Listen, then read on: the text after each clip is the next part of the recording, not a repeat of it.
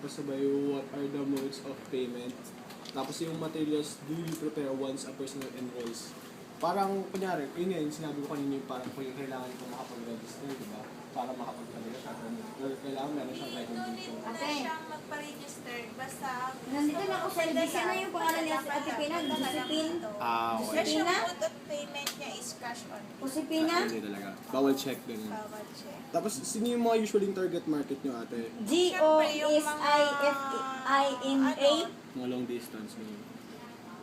Yung mga nasa ibang bansa or nasa... Oo, meron din. Okay. Sa ibang bansa. FWs. OFWs. Usually mga OFW talaga ang mga papadala lagi. Hindi naman, dito sa Pilipinas, yung Mga dito lang. Local, ganun. Local. Ate, tapos yun. D-I-N-N. Day lang. Juicy. Ate, who controls Juicy the de manage Juicy. dito? Sino yung pinaka-manage? S-E-I. Kayo lang talaga? Or may manager talaga? Oo, Ay. meron kasi sa amin, Josepina tinatawag Sales. ang tawag kasi sa amin, association na sa frontliner. Sales. Tapos meron sa amin nag-handle, ang tawag sa team head. S-A-L-E-S. And then sa team head. Team head. Tapos, sumunod sa team head, S-A-L-E-S. Ang management address, kasi kami HPN. ngayon. Tatawag ng management. So, HPG. nakakataas yung sinusunod namin. It's Philippine Navy.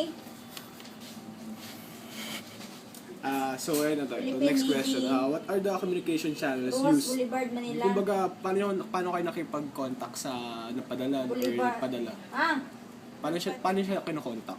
Ano?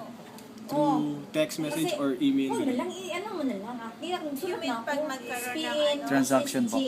Magkaroon ng transaction. O, sige. Baba, nag-send sa specific country, tapos paano nyo matitrace yung transaction Okay, text mo dito? ngayon na. Kasi nandito na ako sa Na, LBC. ano kasi yun, Oh, sige. dalawa nga yung Oh, sige. transaction namin, yung pick up or delivery.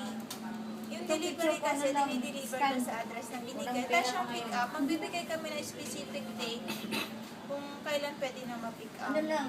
And then, kaya lang namin sila binibigyan ng notification Sige na ate, text mo kung na. nagkaroon ng problem yung package or hindi sila ma-locate yung binigay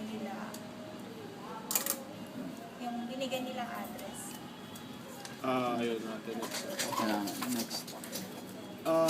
Paano nyo naman na-document yung mga transaction nyo sa mga customers nyo? Document. Ate, kunyari, sa computer nyo lahat nilalagay, ini-encode nyo lahat ng mga... Oo, ini-encode namin Transactions. lahat ng through computer. Tapos meron din kaming manual, tawag na manual report.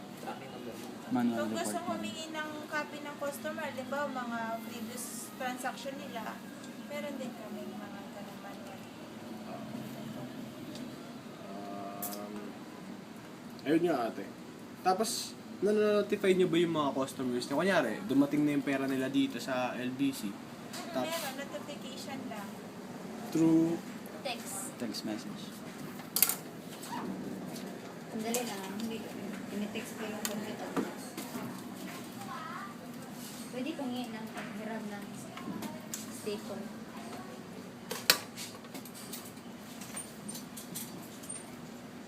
Ayun, ate, last questions na. Last question na pala. Ay, salamat. How do you provide good service experience?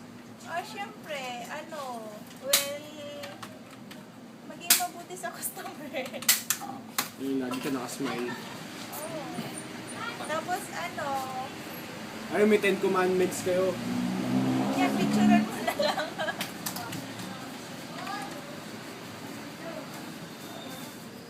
Good afternoon, ma'am. Sa inyo po? Kuha ko na po. Pera po. Ito mga 10 commandments. Ayun, ate, salamat. Salamat po. Thank you. Salamat.